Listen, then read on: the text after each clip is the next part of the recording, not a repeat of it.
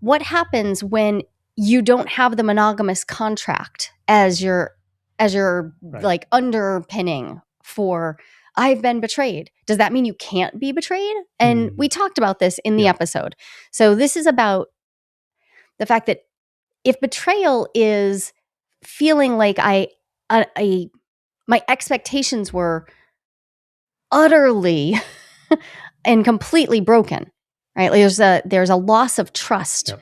There's a change in my foundational understanding of like what this relationship is or was or could be. That's like- what we're talking about. But yeah. when we have the exclusivity framework of monogamy around us, we also have this a sort of shared meaning with the people around us about like, oh, you got cheated on and what that all means. So there's lots of books about that, about affair recovery and betrayal recovery. But in non-monogamy, what happens when you don't have exclusivity to count on, but you still experience the high stakes of, Yep. I thought we had an understanding. And you did something that was outside of it. And now what do I do?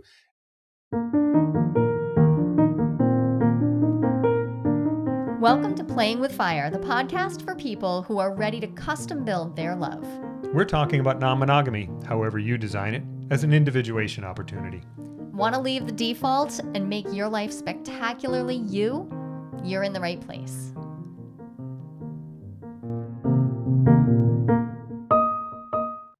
I wanted to follow up on our episode on betrayal No, that's a good idea. with Eve. I wanted to follow up on, it's great. She's got it. The book is amazing. The conversation was great. And I want to follow up on, I think we understand betrayal. Now what? What do we do next? Well, you What's the asked that next step? question. Mhm. Yeah. And I mean, we had covered a lot, so we didn't get into it, but I want to get into it now. Okay. And I guess in order to get into it, we're going to need to define Yeah. some terms. Well, I will itch if we do not define terms. And I will be confused. Okay. Say weird things. Weirder. So we're talking about betrayal specifically in the context of non-monogamy. And a lot of our episodes aren't specific to non-monogamy, actually. They decenter monogamy, but they apply to all relationships. This betrayal episode does, I think it absolutely could apply to a monogamous relationship, but it's going to really center and focus on the non-monogamous context because Eve's book, what she's really illuminating so brilliantly that I think has been missing from a lot of the writing on betrayal is that what happens when you don't have the monogamous contract as your Right. like underpinning for I've been betrayed. Does that mean you can't be betrayed? And we talked about this in the episode. So this is about the fact that if betrayal is feeling like my expectations were utterly and completely broken, right? There's a loss of trust. Yep. There's a change in my foundational understanding of like what this relationship is or was or could be. That's what we're talking about. But when we have the exclusivity framework of monogamy around us, we also have this a sort of shared meaning with the people around us about like, oh, you got cheated on and what that all means. So there's lots of books about that, about affair recovery and betrayal recovery.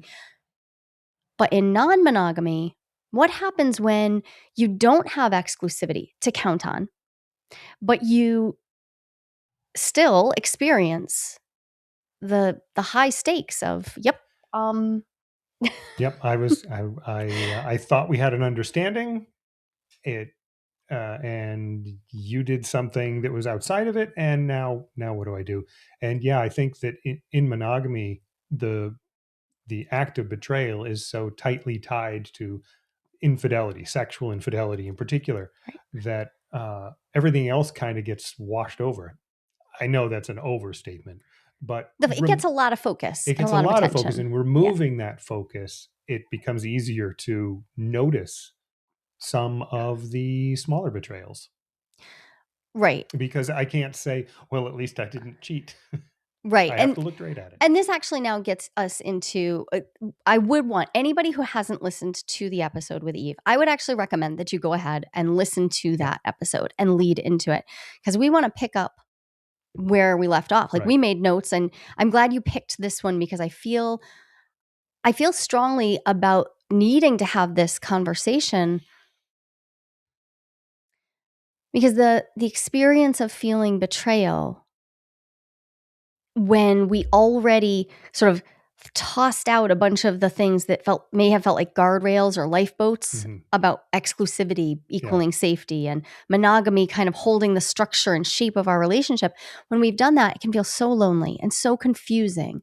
And we can feel like we're gaslighting ourselves even about like, wait, what is my reality? Yes. Do I get to have any expectations? And that's something I've heard more than a few times. I don't know. We opened our relationship. Like, I guess whatever happens is just what happens. Yeah. Whoa. Whoa. Because yes, you get to have expectations. In fact, without expectations, you're never going to know if you're having the relationship that works for you. Right. So we talk about agreements a lot, and something, I must say this once a day in my practice, is the agreements are expectations made visible. We're making things clear, but realistically, we can't make everything clear. We can't, as Eve so vibrantly put for us, we can't actually predict that our partner is going to move bees into the closet of our house. Yeah. And we don't know to make a rule about that. And also, we don't necessarily always know how we're going to feel about something that we embark on. Can't even necessarily anticipate. Yeah. So what happens if I make an agreement that then I don't like once we're trying to enact the agreement? What does that mean? And then what happens if we didn't actually do a good job of making our agreements? And what I would define doing a good job as, did we really dig in and make sure we had shared meaning, that we had shared language for the terms we were using, that we were talking about the same sort of time frames, that we were digging into, and what are and if this shifts a little bit, or if our feelings shift, what will we do?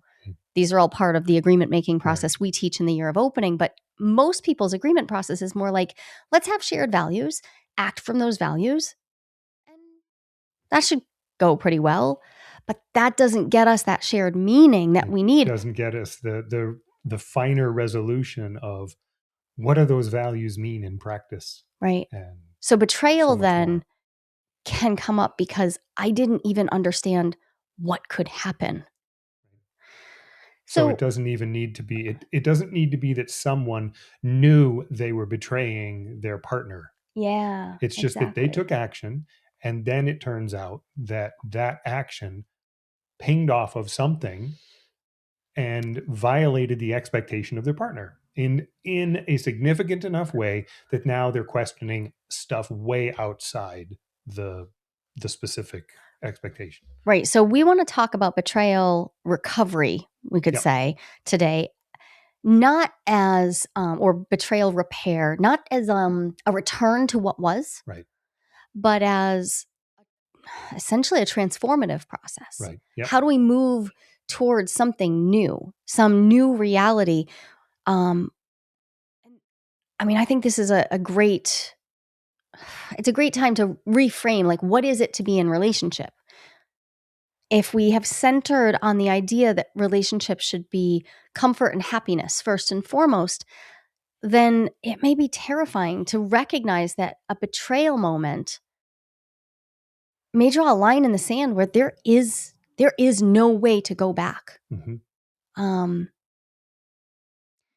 If, however, you are focused on relationships being for both individual and mutual growth, the transformation of like what you see as possible, and also if you're open to being changed by relationship, then it's not quite as scary to think about the recovery process. But there's still a lot packed in here, because what happens in betrayal, and I think what Eve was getting at, is that loss of agency. Like, do I even know enough about this relationship to be able to offer informed consent for it? Exactly. Do I Yep. understand the premise? And so that loss of agency isn't just a loss of something between us, but a loss for me. Like, who am I? A Am I self-understanding. safe Yep. at an incredibly core level? We've planned to record right after this an attachment panic episode. And I think it was interesting to plan for these right next to each other. I didn't really make a plan for that ahead of time, but as I was framing out what I wanted to say, I see how the pieces fit together. Because when we're experiencing betrayal, it is likely that our attachment systems have been pinged too.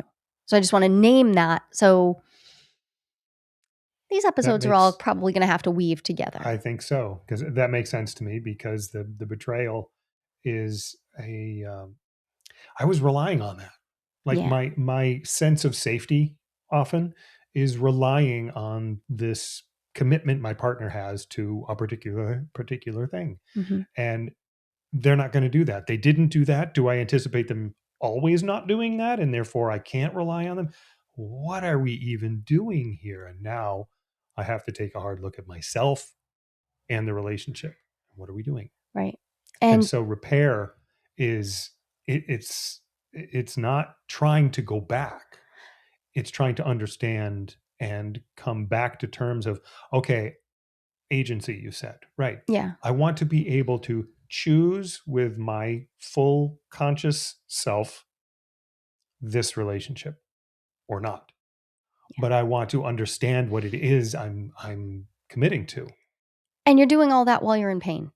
Because betrayal Yeah. is a painful experience. Like psychologically, emotionally, it's a painful experience. I made a note over here. I'm looking off to the side because I'm like, there was something I needed to say. And it's that we also need to just to remember that the shape of repair is probably going to be vastly different than we imagine it to be. And I think I made this mistake in the last episode. I talked about, apology and accountability, but that's jumping the gun. We're not ready for that yet.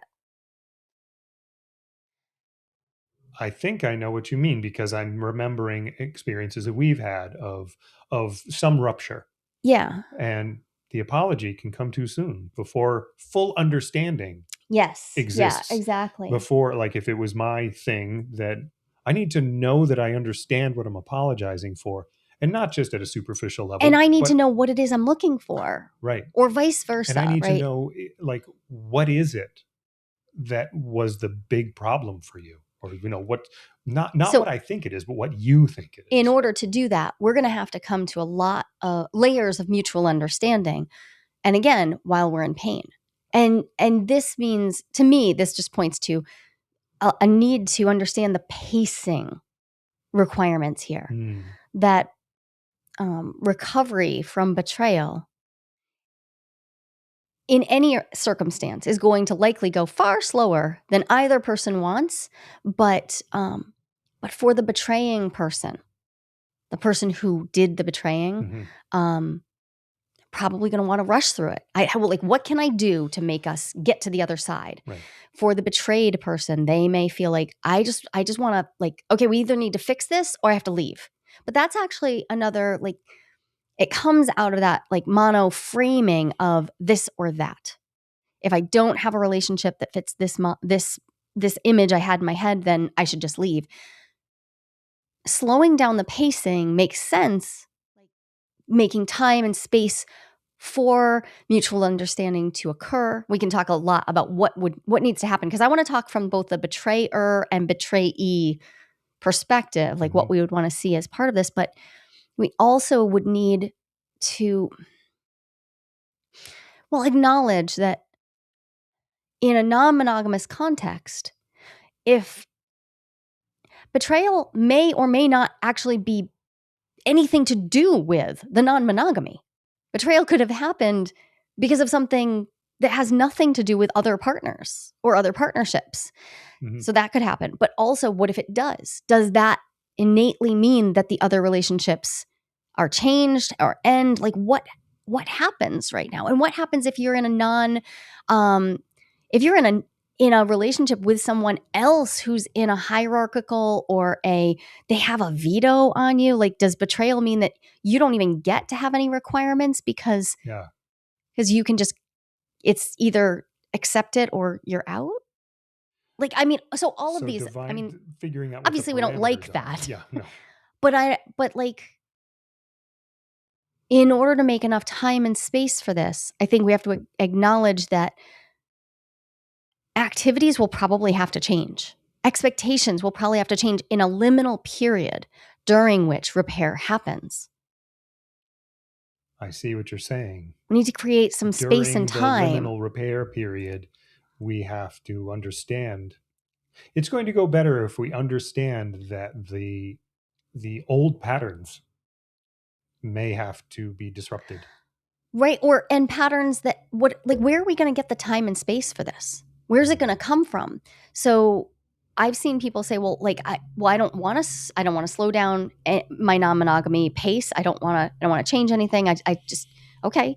Well, where are you going to get the time and space? Because we still need it. We got to figure out what is going to create an environment where each of you can do the interior work to understand what's going on and then come to a place of restored agency. So what's your recommendation for finding, making, creating the time in? Well, creating. I don't think it's simple because many people may be involved. So if there are multiple relationships involved, to say automatically like, oh, everything has to stop. What does everything mean? Are we automatically saying some relationships should stop doing some things and others shouldn't? I actually think that taking the approach, and this has worked for me personally, is looking at the practicalities of where am I going to find the time and energy to do the introspection, to go to some extra therapy sessions and really work with this, to have time to do the check-ins and the imago dialogues and the repair conversations that I need to do with a partner. I actually start with my calendar. Well, where's the time? If I'm not going to prioritize the repair, then what am I saying? Yeah. What's like, do I actually want repair or do I just want to forget about it? Right. Yesterday afternoon, I was in my office working. The cats are crazy right now. Yeah, they all have spring fever. It's a little nuts. Fever crazy. And one of the cats just yeeted my plant off of a shelf. Your poor Pilia. It fell like 4 feet down to the ground and in like an 8x8 pot, and it knocked dirt and stuff everywhere. Now I had kind of just started getting into something. It was like I was making progress, but I was like, well, if I don't stop and make the time to clean this all up, then, I mean, the plant is suffering. I don't get to enjoy the plant being in my room, the way it is. I don't get to look at it. And the place is just a mess and the dirt's going to get kicked around everywhere. I have to reprioritize how I'm spending my time right now because this has longer term implications. I can't just leave it. Yeah. So I said, all right, then I'm going to shift things around because this needs attention right now. Okay. I think you walked us directly into the betrayed person's work. I mean, I'm sorry, the betraying person's work. Okay. I think you really did. So I want to deal with both. I don't know what the cat did. Yeah, like, I don't know how the cat dealt with all this process. Yeah, she's on her own. The betrayer. Anyway, so I want to deal with both sides of this, but I'd like to bookmark that. Let's put a pin in that. Back to it because I do want to be talking about because I think talking about what happens for the betraying person, the betrayer, is super important. But I want to start at the other side of things because when I was framing this out, I made a note for myself that there's oh, I think this is actually hard to say. I mean, who gets to define what's a betrayal? So I think we have to start from the betrayeds. Yep. Right. The betrayed person's experience, because they get to define that for themselves. Right. They experienced a betrayal. And if you were in the betraying person's position, you might not agree with them. But if you want to relate to them, you're going to have to come to some shared understanding around this. Because my choice is to relate to this person who is experiencing a betrayal, or try to convince them to be someone else in the relationship. Yikes. At which point I'm not actually having the relationship with this person. Yeah. I'm trying to get them to fit my imagination of who I want to be in relationship with. And this goes back to agency again, because now the betrayed person is being asked to step outside their agency of claiming their emotional experience. Yeah. So let's not do that. So allowing the reality of someone who feels betrayed. Their feeling is like, it is their truth. Now, centering that doesn't mean that we're going to look away from the fact that there are other perspectives on an incident. But let's imagine that two people can come to an agreement that a betrayal has happened. Mm-hmm. There's at least the acknowledgement in the room that, yep, there was an expectation that was not met. Either there was, like, maybe there was an agreement broken, but we're out past that. And Eve was really specific. She said, I didn't really focus on the agreement breaking, because that's the one piece of the betrayal process that actually does get talked about. Yeah. She was focused more on the subtleties of, like, wait, I didn't even know to have an agreement about this. Mm-hmm. Or this is not how I expected my life to go. Those kind of betrayals. So let's, for this conversation, start from the premise that two people at least have a somewhat of an understanding that something has happened that has violated, like, the ground of this relationship. Because without that, there can't be repair. If we don't have that shared meaning, that the acknowledgement, if I'm the one that betrayed you and mm-hmm. you feel betrayed, but I'm like, no, I didn't. Yeah, we're not talking about repair. Yeah. So I don't like that this is a prerequisite, but there is a prerequisite. We have to get to that spot where there's at least the desire to do repair, coming from yep, I believe you. I believe that your expectations were broken. I believe mm-hmm. that your trust feels violated. I believe you. And from there, you asked a great question when we were in the car earlier about, is it all of me that feels betrayed? Mm-hmm. Or is it parts of me? Right. Is it a child part that feels betrayed? Is it a part that doesn't want to be non-monogamous that's feeling betrayed, where I do have other parts? So if you've done some parts work, or you've done inner counsel work with us, this might sound familiar, but, like, what about the part of you that's like, yeah, this is exactly what I signed up for? Yeah. That doesn't mean all your parts are on board. Right. And I just think bringing attention to that is valuable.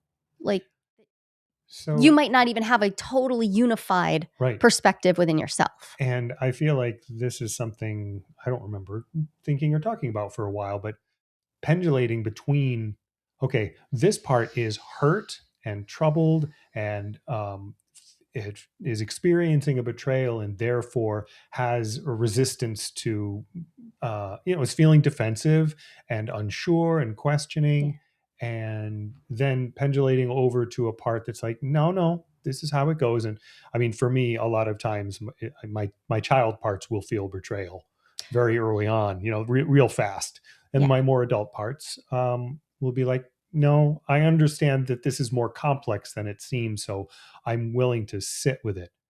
Having access to both of those parts gives me access as the betrayed person to um, both the core feeling of betrayal and my adult ability to process that feeling, Yeah. which then allows me to work toward whatever's next in this relationship, versus that child part might be like, yeah, I'm going to cut and run. I'm not doing this anymore. Right. I just won't. And Yeah. this is where we see people who use threatening to end the relationship as like the core mechanism of finding safety when things are disrupted.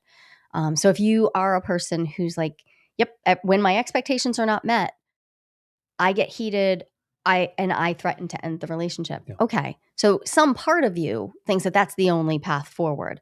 But if you have, I'm hearing you say, like, if you have both, if you have the awareness of that and access to capital S self, Yeah. or the wise inner elder, or a good inner parent, Yep. some part of you that can say, yep, I can hold that truth and understand that it's not the only truth It's not the only of what truth. I'm experiencing, because I may also want to stay here and work with this person.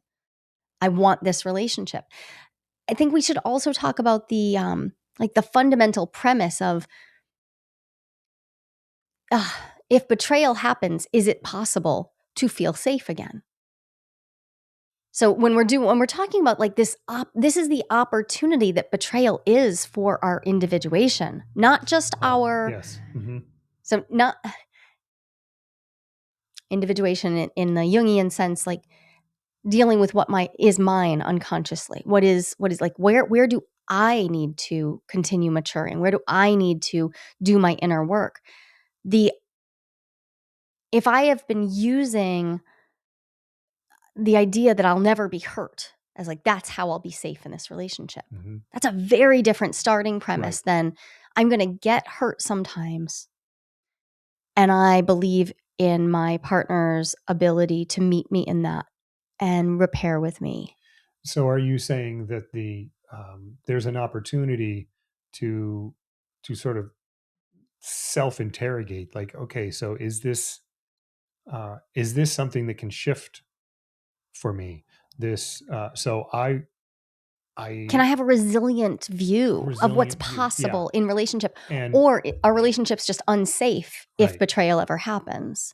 yep, And the thing is, some people are jerks. Some people are not available to be growing in an ongoing way. But also, some people who are great in many ways and you love and you want to relate to will cause harm. Both of those things are true. right. There are people who betray you because they don't care about you, and people who betray you even though they do. Yeah. And uh and understanding, I mean, I know personally that lands different, those two different situations. But you don't And always know which you're in but you for don't a always. while That's right. through some attempts at finding new ground. And in a relationship, as we're describing, I think the initial expectation is that you've been betrayed by someone who cares about you, which is going to bring up grief. Yeah. Like, ouch, ouch, and so sad, because I thought this person was going to help me take care of myself in a particular way, and they weren't there. Yeah. They didn't, and the result is, yeah, sadness and grief. And the grief of, I thought that I didn't know I was going to have to evolve this relationship into something new. Oh, sure. Like I thought it Right. could be, I thought I I understood thought it it. could just be this. Yeah, I I didn't, understood it. I knew didn't what to ask for a expect. relationship upgrade, downgrade, any grade. I That's just right. wanted it to exist. Yep. The grief of, I don't want to work on my relationship. And in grief, let's be clear, I don't just mean sadness. I mean anger, Yeah. ferocious levels of rage and shame that this happened at all. Yep. The downward spiral of why? What did I do? What did I do to create a circumstance where my partner would do this to me, Right. or around me? All of those aspects bring us back to that. I think the fundamental question for the person who has been betrayed, which is, can I be with this and engage in a repair process if my partner's willing to, from a place of it's okay that we can't go back, that there is no return to some wholesome before time, that there is instead going to be a new version, a new era. Can I get to a spot where that's okay? And that is a whole kind of grief. To me, that's the grief of also recognizing not just our finitude, like the fact that we will all not be here, but like we are growing and changing. I can't go back to the version of me who hadn't had to experience this. Yeah. And I can't, there's the grief of, oh, this person isn't who I thought they were. Right. They're a person who's capable of hurting me this way. Yeah. Even unintentionally. And that is information that cannot be removed. It is part of the relationship. that brings us to you. You asked me a question about the in betrayal recovery. If I'm working with someone in non-monogamy, a pretty common question is like, so how long will it take? And I'm like, I don't know. How long is the liminal space? Yeah. It's different. But the reason we're starting with this idea that you have to sign up to be in the in-between for a period of time. And I don't know. But also to go through some stuff that you probably don't want to. Yeah.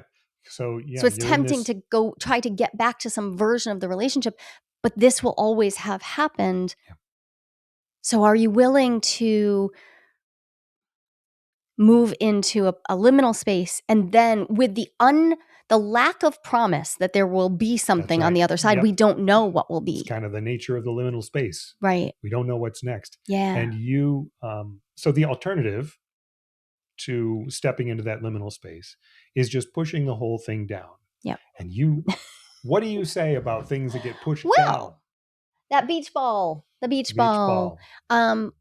So when I try to get rid of something by suppressing it, the thing that bothers me most about that is that it's going to come up when I least expect it. It's going to come up sideways. It's going to come up. And you and I experienced this a lot during the repair process around when we were first co-parenting together. We made a lot of mistakes. So this is kind of towards the beginning, middle-ish time. Mm-hmm. And it would pop up that the ways that I had felt betrayed would pop up in our co-parenting, which was something that we were actually doing really well a lot of the times, or at least we thought we were. I mean, it's really for the kids to decide whether it was well, but we felt pretty good about what we were doing a bunch of the time. But if I felt the betrayal pop up out of nowhere because I was trying to pretend it hadn't happened, I was trying to pretend I didn't see it, it would impact other areas of our life. Yeah. Well, that's a huge problem. It is. So we can't just you push it down, it gains energy, and then pops out sideways where you the energy doesn't belong there, but there it is. It's got to come out, and all of a sudden you've got a fight or a complete lack of understanding because, well, I won't get into it, but all the different ways that you can get knocked off course by stuff.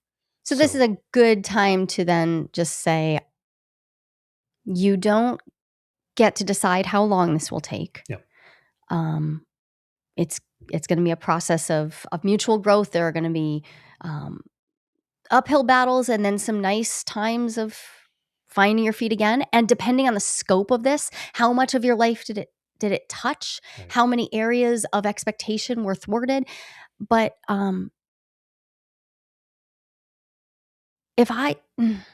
there are so many times when I hear someone say, well, I only want to work on the future. I just want to work on who we can be together now. I don't want to look at the past. Tough. Yeah.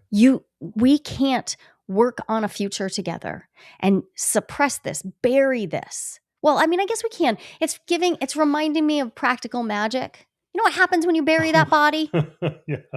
That is not good. It's not good things. Do not bury the body in the garden. Don't do it. No. Don't do it. You're gonna A have bad thing trouble. got it there originally. Like, we got to deal. Like, okay, we got to deal. It is going to come back like the zombie of your relationship. Over and over and over again. And the idea of it doesn't eat brains, it eats hearts. Yes. I don't like it. We can't just say, I just want to move forward. I can't do anything about that. Like you can do things about it. Okay, so we're going to build a house. Okay. I'm going to dig a hole for the foundation. Okay. That didn't really work all that well. Just keep going. Just look forward. Now we'll build the walls. They're not really up. That's fine. Build a roof. You've got to do all the steps. Right. And that includes looking back and saying, oh, I can't put these boards where they need to be because the foundation won't let them. So I got to go fix the foundation. So this means there's going to be self-concept work to do. Oof. Right? Yes. We're going to have to get to the spot where we can hold steady in the face of the self-awareness that we have done things that hurt our partner. We don't even have to go to an objective judgment of whether this is a good thing or a bad thing. Yep. We've done something that hurt someone we care about. If I want to be in a recovery process, but I can't tolerate the feeling of guilt around having done that, well, then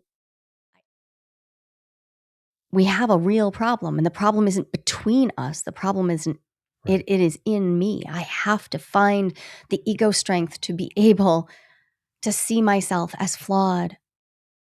And also not just flippantly say like, yeah, well, mistakes happen. And but to actually really be with that. Feel the responsibility for having hurt someone. Right.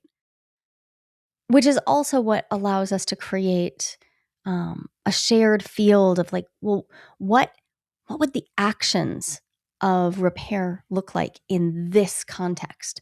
Because we're not in the old one anymore. Something new is happening.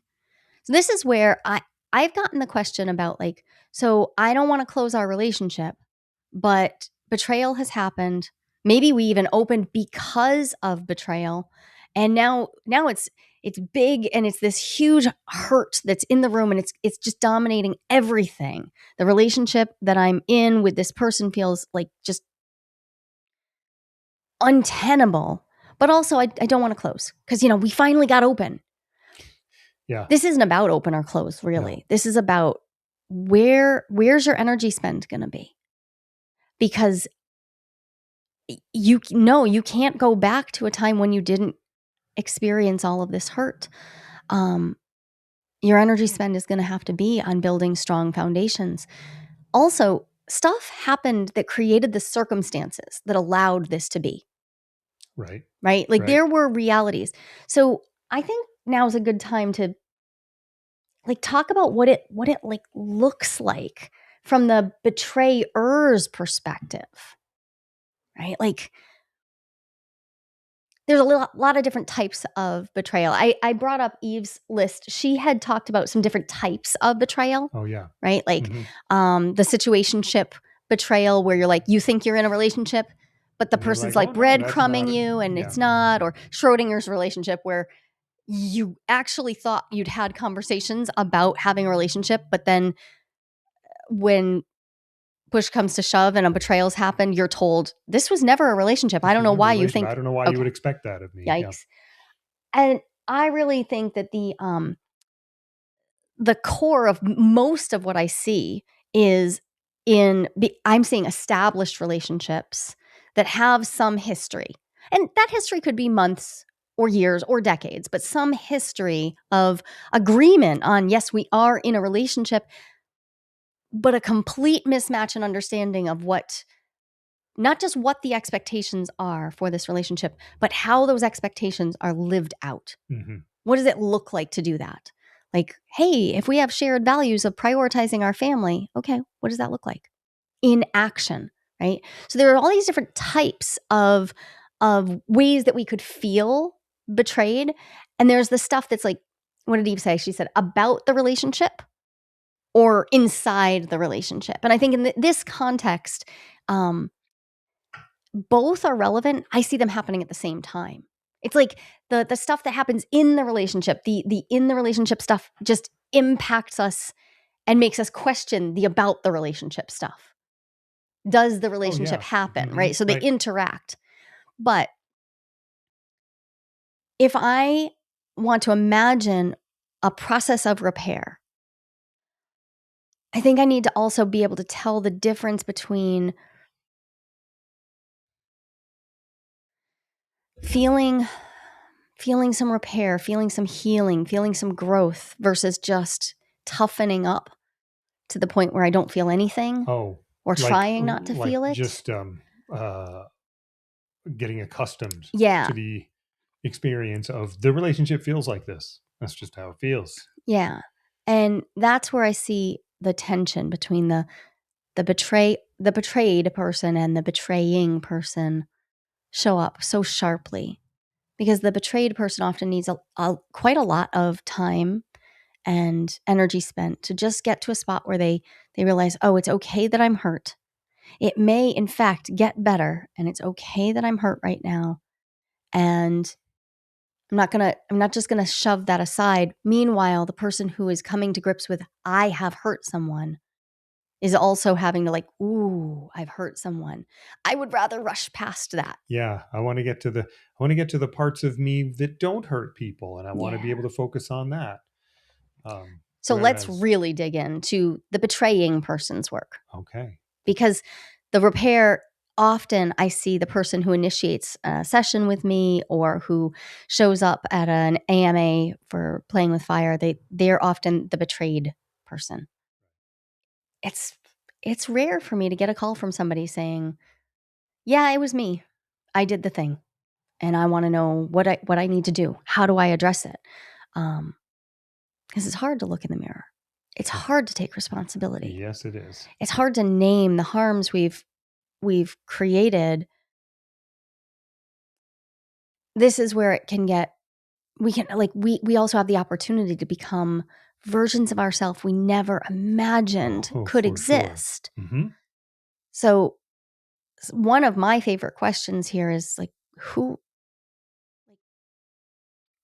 in you thought, I'm going to take this action and rely on forgiveness? Mm-hmm. Do you at least have a sense of like, who is that? Do you have a felt sense of who in you just thought, I'm gonna do it. I'm taking the action. I'm making the life. I'm gonna choose this partner that I know will not fit into my relational ecosystem, or I'm gonna install the bees in the closet. Yes. Do you have a felt sense of who that was that thought, it'll be okay. My partner loves me. And they'll forgive me. Rather than negotiating for what you actually wanted. Oh yeah, I see. Right. So who was it that thought, I'm not going to ask? And that could be, I'm just going to take the action. And that could be a question that has an immediate and obvious answer to, I mean, obviously that betrayer is the only person who can answer these questions. Sure. But that the answer could be right there. It's like, oh, I know exactly who that was. Or it could take some arbitrary amount of self-reflection to figure it out. Well, I mean, you were doing work with your analyst for a couple of years. A really good analyst. Yeah. When I remember you being like, oh, I thought I had really done my work on my 17-year-old boy. Mm-hmm. Like, because you really had. You'd been in therapy about it. You'd done like vision questing work. You had done, like, you'd done stuff to work with that 17-year-old boy in you who felt a lot of things. Yeah. And and was very, very hurt. So when we would talk about who had caused harm in our relationship, you never mentioned him. You never talked about him, which is fine. Like, it wasn't for me to say. Right. But I remember when you realized, like, oh, he is there and he's still throwing rocks at the river. I thought I dealt with him.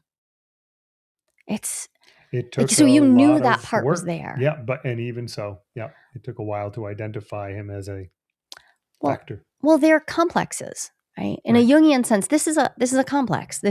You're caught in the grips of it. You don't realize when it's taken a hold of you. Right. So it takes deep self-reflection and awareness to say, oh, I didn't know who was running the show. I didn't know who I had let mind the store. Who was I letting take me out on those dates? Yeah. Not the other people. Me. Who in me was going out? Who was driving that car? Yeah. The question of, I often hear it phrased, forgiveness or permission, but I don't think we need to be giving each other permission to do things. I think that's not a helpful framing. But forgiveness versus negotiation. Yeah. Here's what I want. I want to bring this into my life. I want to have these experiences. I want to start traveling with my partners, or I want to have overnights, or I want to have this partner who I know has children, and that will change our life because our children are grown now and they're still in the throes of it. So I know it's going to change. And when I say negotiation, I mean like being in the mess of like, I know this is going to affect things. Yeah. I don't know all the ways it's going to, but I can see it's going to change the unspoken expectations of our life. So I hear you describing, and correct me if I'm wrong, but I'm hearing you describing a form of desire smuggling, like Yeah. that the asking for choosing to ask for forgiveness afterward rather than negotiate. That it sounds to me like the definition of desire smuggling. I will arrange things so I get what I want, and if Yeah. it bothers anyone, then they can come to me and I will say sorry. Yeah. Versus saying, hey, this is going to affect you, and these are the things that I want. So these are which is what allows us, we talked about restoring agency. Right. Yes. If the person if they don't have the information they need to offer informed consent, then desire smuggling in that way that you were just like, that is actually stripping someone of their agency. Yes, it is. It's not a small thing. It is not a small thing. And so what we're describing here is a technique for avoiding betrayal. Right. Really. But now I'm framing it as the idea of, I need to get familiar with who in me was doing that. Because if you've done it once, that's there. Yep. Like the reason I trust you, Ken, so deeply is because you have hurt me so profoundly and done the inner work. And the hurts happened over they weren't an incident of hurt. It was like sustained patterns, multiple patterns of harm, Yeah.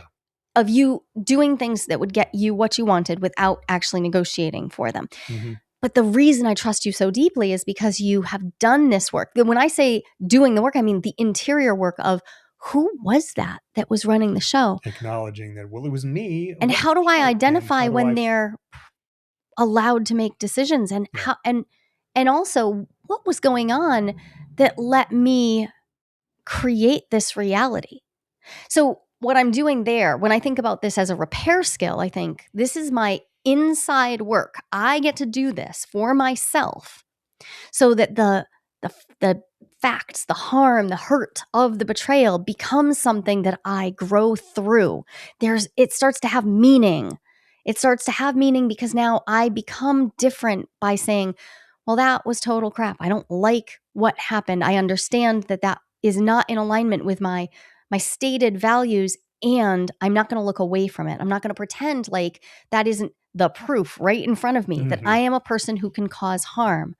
But instead, I am going to look at it.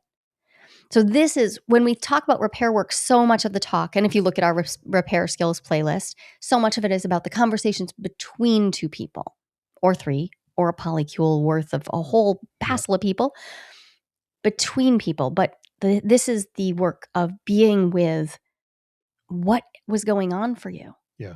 And a great question to ask yourself is, if you could go back, if you've gotten to a spot where you're acknowledging, okay, it's happened. What happened? If you can start to work with that narrative, okay, now that you've seen the results, if you could go back in time, what would you say to yourself, to that version of you who's about to do the thing or make the decision, or who's cultivating a life that is a betrayal? Like, so if it's an incident, let's say you violated an agreement. Okay, well, we might go back to that, like that night of saying, oh, I said I wasn't going to engage in this behavior and I did. What would you say to yourself? But if it was a broader pattern of things, I could go back. So say to you, I could go back to like the first few months of our romantic relating. What is one thing you might want to tell that version of you who was about to create a system where for the next 4 or 5 years, you were in a pattern of taking my emotional labor, my physical labor, and not giving that back, not accounting for it, not acknowledging it. What would you say to that version of yourself? What would I say to that version of myself? Well, I would give him my being a human cheat sheet that I created. Which I love your autistic tools. Yep. They're my favorite. I made myself a little cheat sheet that has a list of things on it of who I think I should be as a human, about being generous and about thinking So you mean who about you the want to be impact, as a who I human? want to be as a human. Yeah. Not should somebody else's list, but Nope. want your list. This is, yep. And I would say these are all things you believe in, but you have to do them. They are actions that you have to take. You can't just be a good person. You have to act as a good person. And all you have to do is take like 10 minutes every day and look at how what you're planning to do is going to impact the people around you. Yeah. I would still screw up, no question, but I would have the opportunity to bring what I think are the most important of my values into bear. Well, so, okay, what I just heard is if you could go back in time machine back to before the pattern of betrayal happens, where I think we're building a life together, but over time it becomes very obvious that you were building an extraction service. Right. Which we have done repair. I 100% believe in the repair that we have done and that you have done everything necessary to repair from that. But that you would convey the information that love is actions. Yes. So bell hooks, love is a verb. Yeah.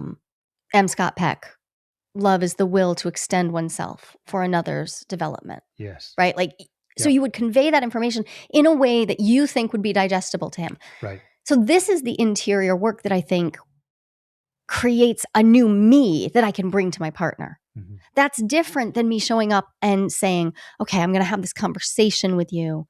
And so these are different steps. So we've talked about the interior work. And I think this is really like at the core of it for me.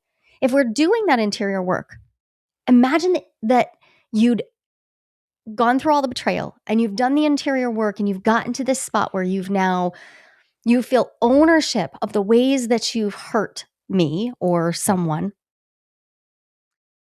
Now, what are the practical things?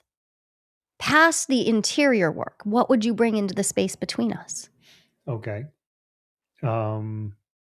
Okay, so right away, the first thing that I want to do, and I believe this is fairly ego-driven, is that I would want to explain to you what I've learned. I would want to show you that this is what happened, and this is what I have learned from it, and this is how I am committing to being different going forward. Okay. I'm hearing like a combination of parts of the apology and accountability ladder where I'm taking full ownership of like the impact and my reconciliation of like what harm happened, but also some reintroduction material. We've talked about the value of reintroducing ourselves to our partners over time as we grow. Yeah.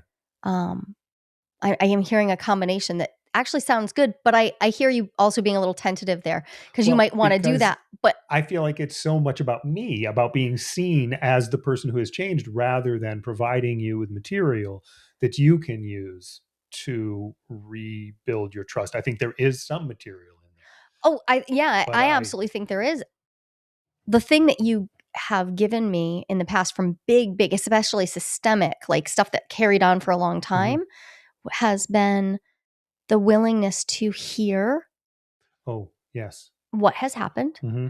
to, in a sustained way, Yeah, tell me again whenever you want to. Whenever it comes up, tell me again, and I will hear it and acknowledge it, so that you don't have to carry it in a little locked box and where pretend it didn't even can't, happen. yeah, where it can't integrate into the rest of you, and it can't integrate into your understanding of me. So by inviting you to, thank you, that is a really important thing, I know, for And you and for me, for you the do times that it I have needed it. beautifully. You do that beautifully now, and have now for well over a decade of our It's relationship. if you're interested in increasing your ego strength, do this.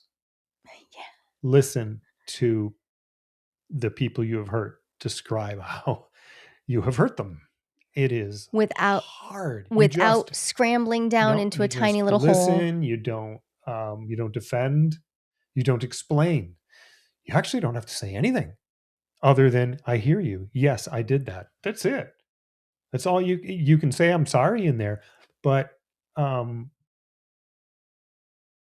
but yeah, it is. So it's This is why we're back in the same room together. I see you crying again. That's right. Yeah. I love you. The other thing.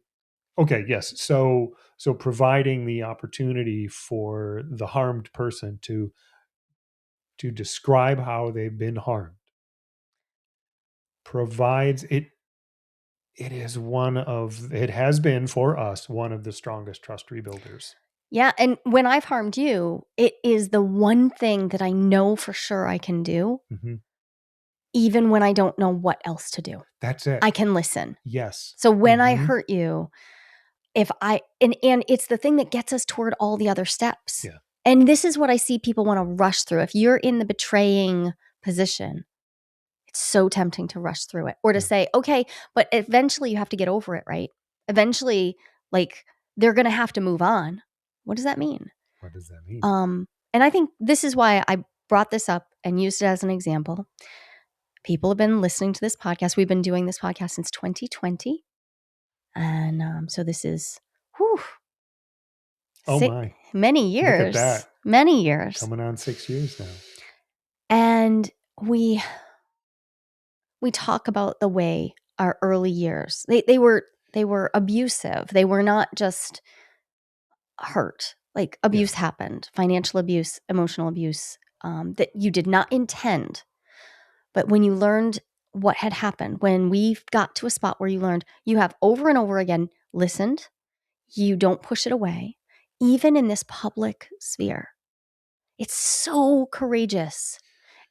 And I want to say, I'm available for you calling me in on the things that I have done and being publicly visible about it. You don't tend to remember the incidents the same way. My memory of my life is different from how yours is. And we also we didn't come in with the same stuff. Like, I didn't have the power. You had more power. So there was more that could go this way. But your willingness to stay with it and to show that you don't need me to get over it, that instead we have become something new. Right. I do not see you as a betrayer. That is not my concept of you. I see you as a person who caused immense harm, like all humans, like I have, who takes responsibility for that and takes action on it in a day-to-day way and is proactively addressing it, and who also continues to provide me a safe container when I get triggered, or I need to say, like, wow, that really reminds me when, without getting defensive. And that ongoing ability, I mean, it's what makes you one of the most grown-up adults I know. It feels grown up, I will admit that. And some of the tears are for grief, for having caused harm in the first place. But there are also tears of relief, because every time you lay out to me one of my harms that I have caused you, you are recommitting to be in a relationship with me. And it is like, wow, I did that and you're still here, because you don't have to. Yeah. Again, agency. You don't have to. You can choose to not engage with the part of me that harmed you, which is like, I don't like that part of me. I don't like, I can go into like, I struggle to deal with the parts of me that harm other people, but I still want them to be loved by other people. Yeah. And when you lay out one of these little stories, uh, I get to experience the connection between us and the acceptance. I could interpret it, receive it as an attack, as an accusation, except that I already know I did it. So there's no, like, you can't accuse me of something I've already admitted to. Yeah. So there's nothing in me to take it that way. So it doesn't light up my defenses the same way. And the result is a, a technology that, repeated over time, Mm. builds the new thing. So I That's it. didn't realize that I was coming so strongly to thank you. I mean, you brought it up. I'm sure you knew this, but it's like the core action of rebuilding the trust is being present to the full reality of the harm, which requires a lot of ego strength. And I didn't have it. I didn't used to have it. Yeah.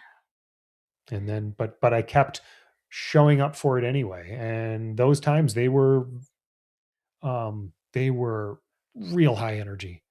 There was a lot of disruption. We couldn't just have the relationship we wanted to have because this was here. I had to sweep up that dirt. I Yeah. couldn't leave it there. I had to put the plant back in the pot and get it its water. I had to take these things. I had to take care of them. And I didn't want to. I wanted to do what I had planned to do. I wanted to have the kind of soft, connecting, Easeful. easeful times with you, but um, they weren't going to keep being available if I never got the plant back in the pot. And the only way to do that was to take the time. Yeah. And you gave it to me, and I will be so grateful forever on that. Yeah. It's an ongoing process. Mhm. I see you participating, and I see you building the new version of our relationship day by day, all the time. Mhm. And I see myself participating as the betrayer, as the harmer as well, right? So we've been talking about betrayal, but I think so much of what we've said really does apply to harm across the board, Right. whether Yeah. you categorize it as betrayal or not. Yeah. And I think that for everything that we've been talking about, betrayal in my mind has this added dimension of putting a lens on the past, Yeah. where, oh, if this happened, then what about all these other memories I have of my relationship with you? I have to rethink all of those. Yeah. Um, but as the story is revisited and we go through the spiral of telling the story over and over and receiving the story over and over, that lens gets clearer and clearer. Yeah. And those past experiences have a place to be now. Yeah. So I've been centering myself in all of this. What does it do for you to tell that story over and over? To bring the I'm reality. shocked to find it coming up sometimes. I'm like, wait, I feel so complete in having been heard that sometimes it feels like there can't possibly be any more. But when you make space for that, um, in particular, when it seems like it came out of nowhere, something triggered it, something tripped it off. It happened once during an MDMA trip. Goodness, That's right. right? Yeah. We weren't expecting that. We were expecting joy and ecstasy, and That's not how it went. that's not how it went. When you make space for it, I feel an increased ability to bear myself as well. Like I don't like that I let these things happen. I don't Uh-huh. like that I allowed myself to participate in it and not call you into our relationship and say, "Ooh, careful, this is not safe." So it helps me accept who I was in that role and who, like, the role I was playing in this all happening. It also is such an act of really experiencing reparenting, both from within and between us, because I feel how, in order to bring this story up and not just be subsumed in it, not just like we're well past it. So not just be like, oh, I am in it as an emotional flashback, but to experience it as, hey, can I talk about this? Right. And can I hold myself and say, wow, this part of me is still like, can still get triggered, really still has these memories, still wants to be heard in these stories, and also experiences you as a safe co-parent to my inner child, Yeah. as a person who's willing to say, yeah, sure. Yeah, we can sit and hear that. And then afterward, return to where we are. So one of the things I like to do after something like that is, and I know it's 2026. I know that what we're talking about occurred between 2009 and 2012. I know that the repair that has happened is real, and that you are not defined by that action. So that replacement of, and I'm here. I know that I am not a weak victim. I am more than that. I am here. I know that we've done that work. So it also recenters me, replaces me in my actual life with agency. So I am back in my actual agency, restored.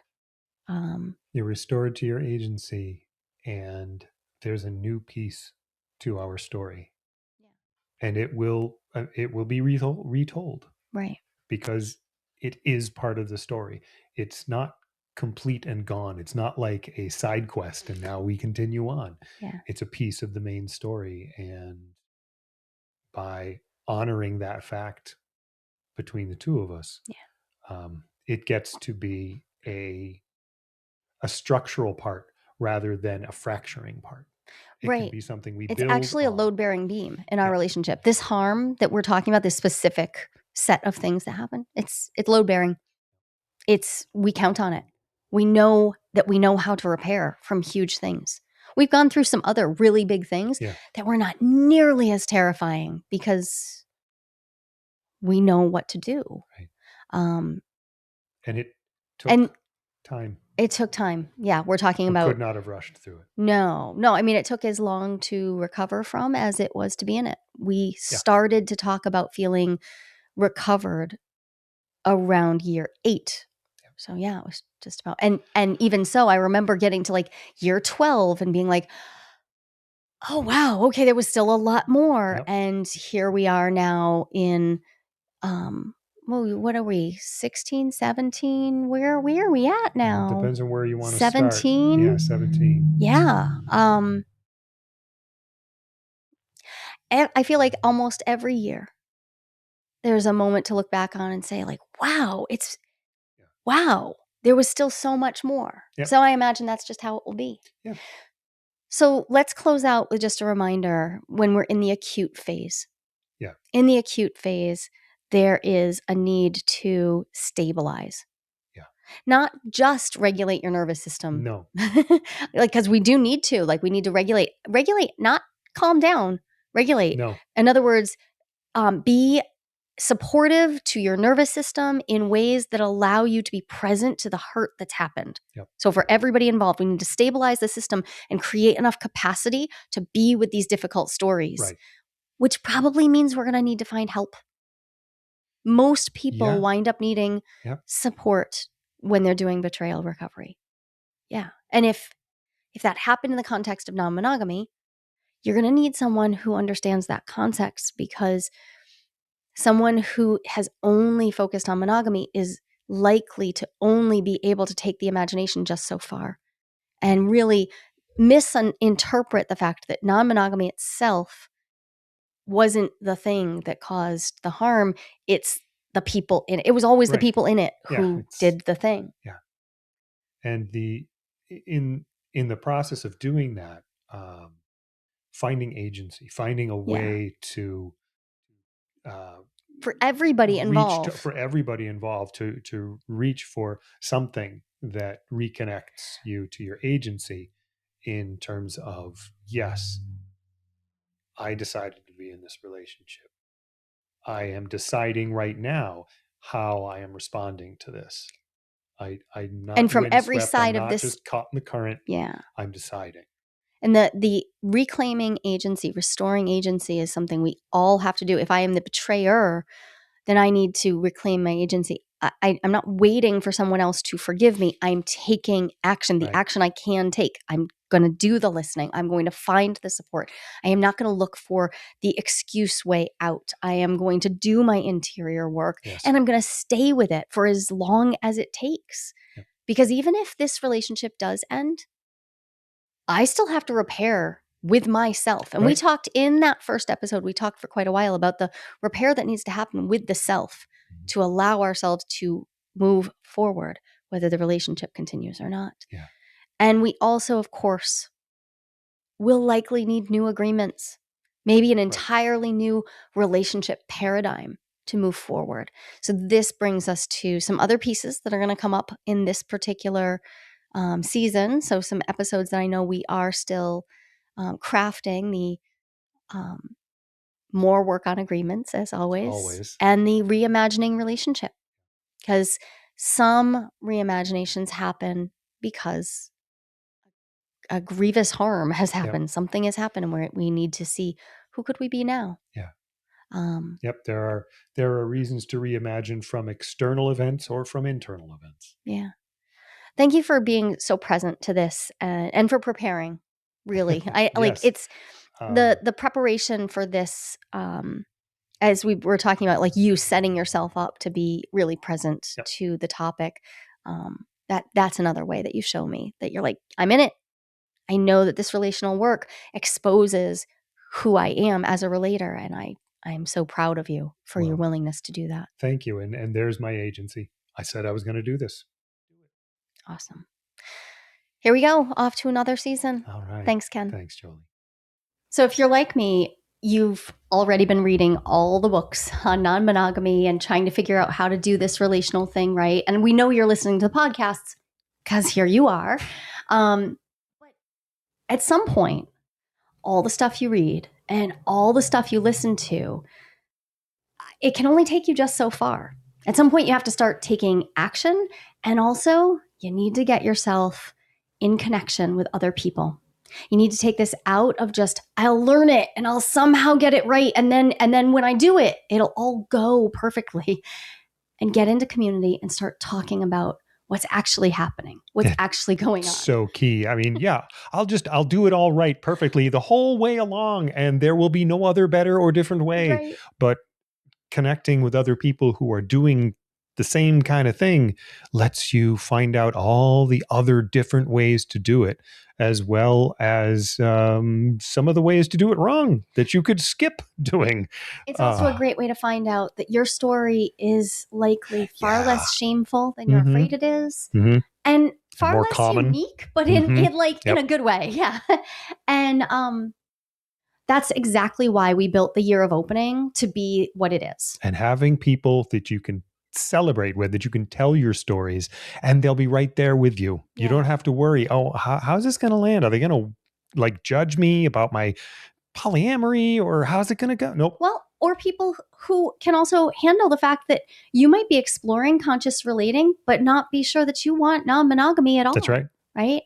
What we're doing in the year of opening is intentionally creating, and we're enrolling. Did you know this? We're currently enrolling the 19th and 20th cohorts. Are we at 20 already? Yeah. Wow. So as we're enrolling each cohort, what we're doing is creating small groups that come together week after week. They learn together and we work through a structured curriculum, but we're also intentionally practicing our skills, hearing each other's stories, making space for conversations that are held nowhere else. Yep. And you'll get to have these conversations for forever. Right, because our community lasts beyond just your year. Yep. Your tuition grants you the ability to be in our community in an ongoing way. We have ongoing community calls and a ton of other bonus materials that come along with it because I can't stop making stuff. No, you're going to keep doing it. Access to me. I'm Dr. Jolie Hamilton. I'm a depth psychologist and an ASEC certified sexuality educator.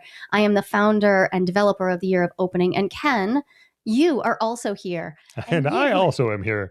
And I bring my my autistic, scientific, and relational background and all of my training in sexuality and in depth psychology. I'm so glad you're here with us, making it day by day. And if any of this resonates with you, the only way to get entry is to get on a call with me. I need to one-to-one connect with everyone. We create small cohorts where we live teach to the people in it. So I craft these. So you'll want to go to yearofopening.com.